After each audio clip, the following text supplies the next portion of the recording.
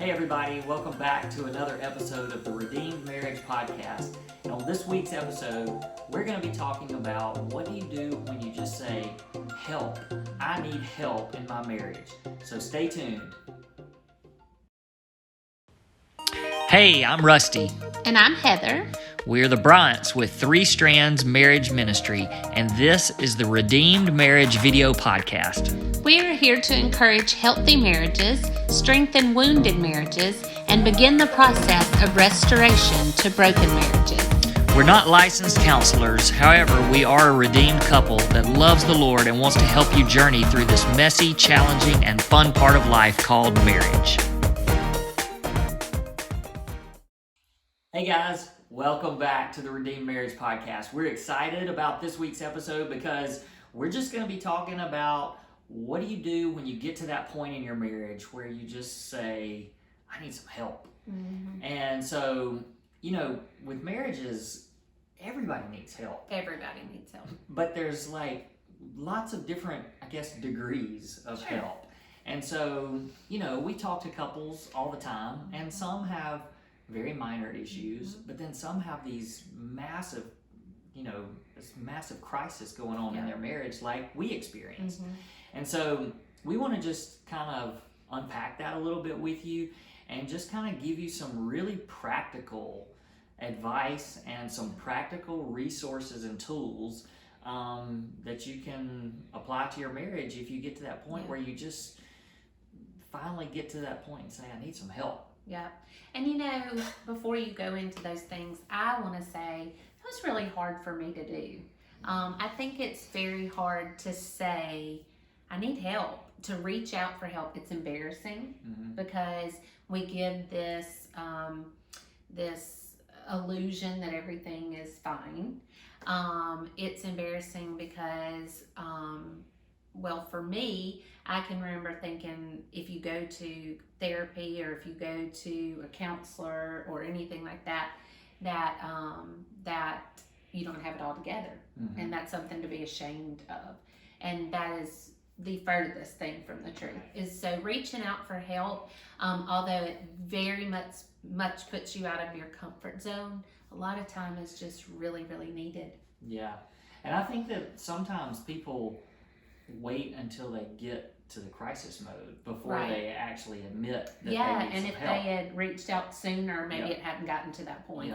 And also, it's not just people in crisis mode that need some help. I mean, there's just times along the journey of marriage that you just kind of get to a point where you admit and say, we need a little help. Sure. We need something. And one of the things that comes from that is finding out you're not alone. Mm-hmm. Because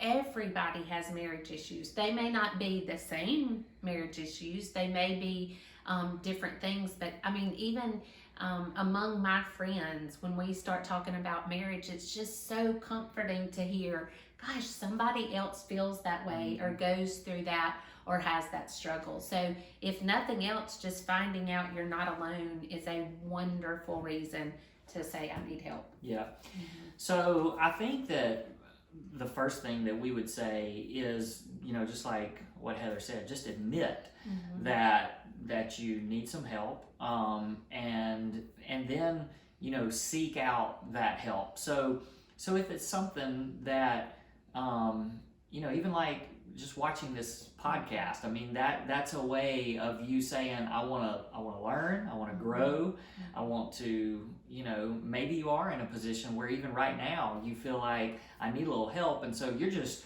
reaching out by watching a podcast about marriage. Maybe you're looking, for a sermon on the internet or something, but I think the key thing is to actually admit it to someone that you can trust. Not that you're going to your friend that's going to tell you or give you advice of what you want to hear. That's right. But almost you and your spouse, maybe even collectively, going to somebody that you trust and somebody that is going to speak wisdom to you and help you in the best way that they can. Sure. So again, whether that's reaching out to somebody like us, which we've said, no matter where you live, you may be watching this and you live in the same town with us, but we also know that there's people, in other places that are watching this, and so we want you to feel free to reach out to us, whether that's through social media platforms or sending us an email or whatever. So you're just admitting to somebody that you can trust, that just says, hey, this is what we're dealing with. And again, it may not be anything big, but it may be something that you just need somebody to pray for you, somebody to give you a little bit of encouragement, whatever it might be. So so that would be the first thing I would say. And I thought about two things while you were talking about that.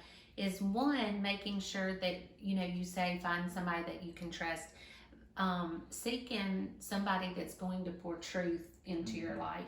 Not just finding somebody that will tell you what you want to hear, like you said, because you can always find somebody that says, girl, you don't need to put up with that, or you do not deserve to be treated like that, or is not going to encourage your marriage.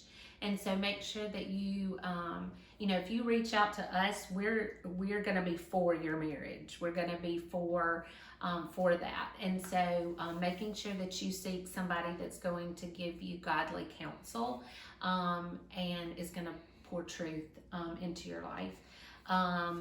And I forgot the second one. Well, while you're thinking, if you can think about it, one of the things that I would say is if you can do that and seek that help together, that is the best option. That's right. Where, and we know that there's sometimes where one spouse is way more interested or maybe even willing to admit more than the other one. But if both of you can come together to a point where you can agree and say, okay, well, we really could use a little help. But it may be that it is just one. I mean, there are plenty of times where, one spouse is trying to save a marriage. That's right. And that's, that happens, and that's very legitimate. So, but I would say, if you can have the conversation with your spouse and you can get to a point where both of you are at a point where you say, hey, help, we could use a little help. Yeah. Did you think of your other thing? Okay. It'll come back. It's fine. I'm sure it'll come back.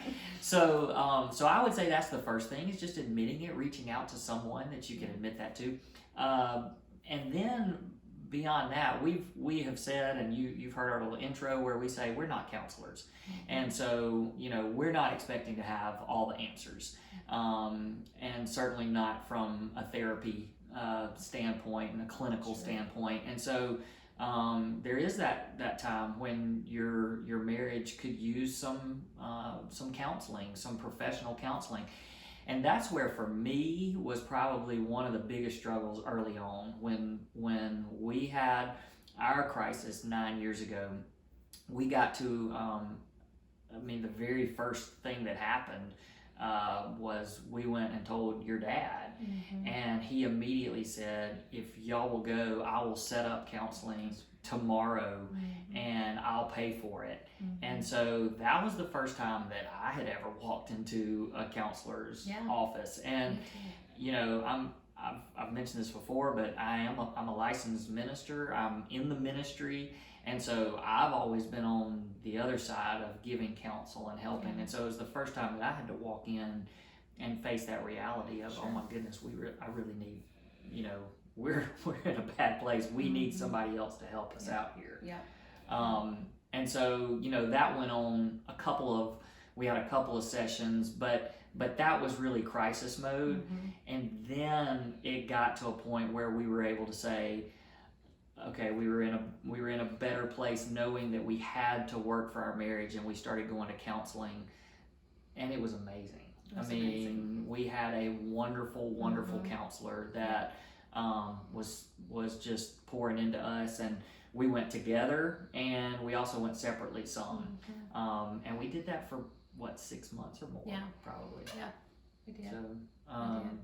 So I think that, getting to a point where even if you may be even talking to someone else that says, hey, you probably need to go see some counseling. And, we've had to do that plenty of times with people that we've talked to, where we said, you need a little more than what we can do to help. And so, and there's no shame in that. No. There's no shame in that. Mm-hmm. So moving beyond that, I want you to say what the first thing that our counselor told you to do, and you immediately did that. Yeah. Well, if you'll remember, at counseling, she told us, "You're not leaving here until." She was going out of town for a couple of weeks, our counselor was, right. And she said, before you leave this building, both of you need a mentor, a one-on-one mentor, someone of the same sex, like I needed a woman, right. You needed a man, that is mature, is older than you, has, because you don't want to walk with somebody your same age. You want to walk with somebody that's been through right. where you're walking. And I reached out to a lady who was in our church at the time. She led Bible studies. She did all of that. And I thought, she's the only one I know. And so I called her from the parking lot, Penny D's. I called her from the parking lot. And I said, she was at work, and I thought, she's not going to answer, but she did. And she answered the phone, and she said, "Heather, I have been on my face crying out to the Lord for you." And she said, "I knew that I was going to walk with you through this journey. I was just waiting on you to call." And that was one of the sweetest moments that I look back on. And boy, have we walked together. At first, we were meeting all the time. Of course, we had some extenuating circumstances where I was able to meet with her a lot right at first. And but we still, 9 years later, we meet once a week. Now there's times where she's out of town or, sickness or whatever, but once a week we meet still 9 years later. And I cherish that time with her. It is such a blessing to be able to, of course, we now talk about other things than marriage. Right. At first we talked about marriage all the time, but now we talk about parenting and being a good friend and job things, and we just do life together.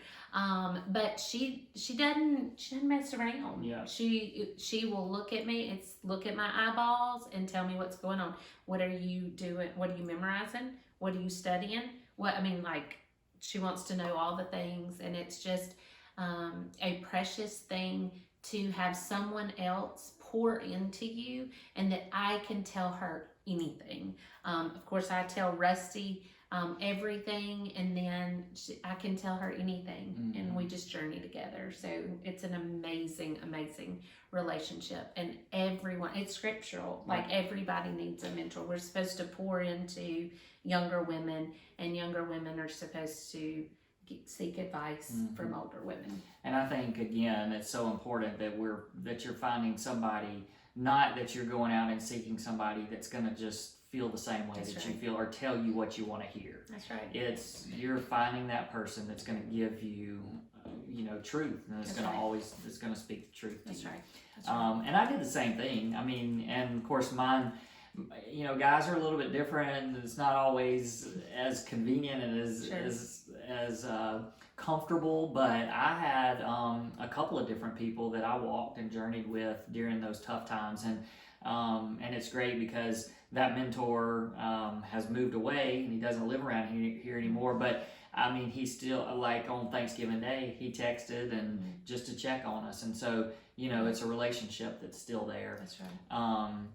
And then, so I guess kind of the last thing just to talk about is really, it's exactly what it says it is.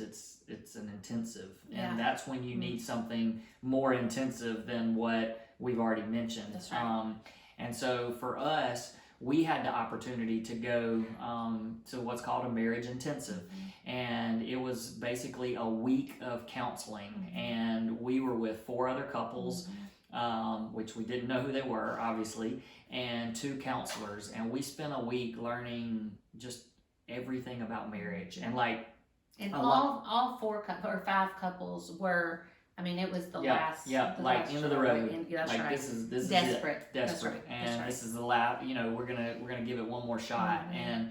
And we weren't necessarily in that place. We had already committed that we Sure. were gonna continue. You know, we were gonna continue to fight for our marriage. But at the same time, we were in a bad place, and so we needed that something extra. It was very expensive. Fortunately, we had some wonderful family members that paid for that for us, and it was so worth it. And like a lot of the stuff that we're sharing, and even that we'll continue, I guess, to teach or share over the next however many episodes, are things that we learned there. Yes. And so it was through an organization called the National Institute of Marriage. But it's actually Focus on the Family. So you can go to Focus on the Family's website and you can look up marriage intensives. And they have them all over, but they have some in Branson, Missouri. The one we went to was in Rome, Georgia at Berry College. And it was phenomenal.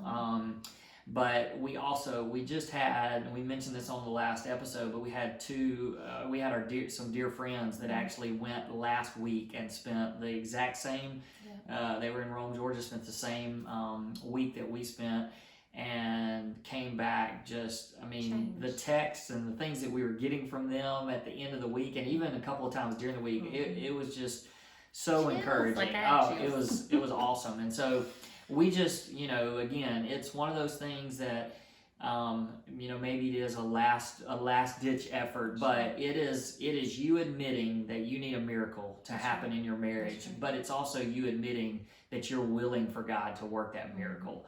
And so, again, you can reach out to us if you've got questions or specific, want to know how to get in touch with those people or where to go, and we'll be happy to point you in that direction. But I think the main thing is just that we want people to understand that it's okay to not be okay.